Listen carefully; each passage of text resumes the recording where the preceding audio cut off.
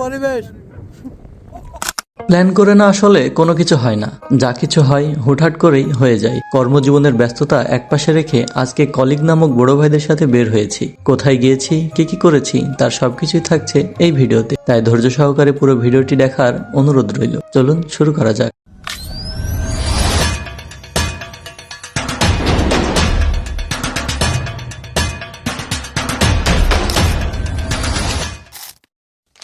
প্রথমে চলে এসেছি 12 মাইল হোটেল লেক ভিউতে খাবার উদ্দেশ্যে। এখানকার খাবারের মান অনেক ভালো, যার কারণে এটা অনেক জনপ্রিয় একটি হোটেল। প্রতিদিন দুপুরবেলায় শত শত মানুষ ভিড় জমায় এখানে খাবার উদ্দেশ্যে। কিছুক্ষণ পর একটি টেবিল ফাঁকা হওয়ায় সবাই মিলে বসে খাবার আসার জন্য অপেক্ষা করছিলাম। তারপর সামনে চলে আসলো সেই সুস্বাদু খাবার, যার জন্যই এতদূর বাড়ি দিয়ে আসা। অনেক মজা করে খাবার পর ভিড়ের মধ্যে অনেক গরম লেগে গেছিল, তাই একটু ঠান্ডা হওয়ার প্রয়োজন ছিল। হোটেল থেকে বের হয়ে একটু সামনে একটি বাজার অতিক্রম করে চলে এসেছি নদীর পাড়ে।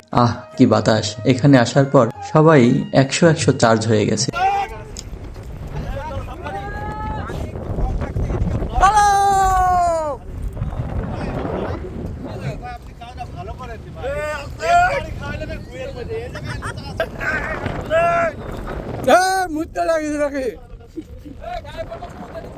मतलब वो अलग ही लेवल का बंदा था।